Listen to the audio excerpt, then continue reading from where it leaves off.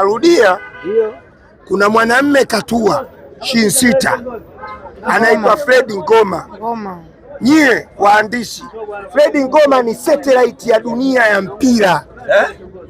Fred Ngoma ni satellite ya mpira. Hivi unajua satellite? Yaani inaskani dunia. Wewe unaandika hapa, una request, unatumia twende ride, labda unataka kwenda Mbagala, unataka kwenda Kimbiji, inakuletea kwenye mtandao. Huyo ndo Fred Ngoma, ni satellite ya dunia. Yani saa hizi mtu kwa Marekani anajua Tanzania kuna mkutano wa Yanga. Godi. Fred Ngoma ni satellite ya dunia. Ile alikuja AI hapa. Achana mambo ya AI, mambo mengi hata kuskani ajui AI. Anamaliza kama eti yule timu yake ilishuka daraja. Nisikilize mimi.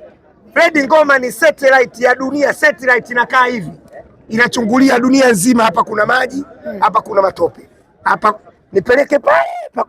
Nishachungulia 16, maana yake unaweza kusoma satellite. Tarehe 12 anaanza kazi mwanamume. Kuna sehemu duniani hazipigiki picha. Sasa satellite ya dunia inafika mpaka msitu wa Amazon, nagundua kuna lijoka lenye urefu wa kutoka Mbagala mpaka Mbezi mwisho.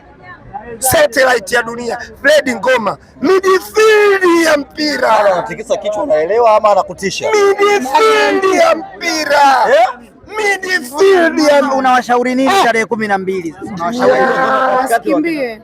Engineer Wasikimbie. Tarehe 12 wasikimbie. Waje uwanjani.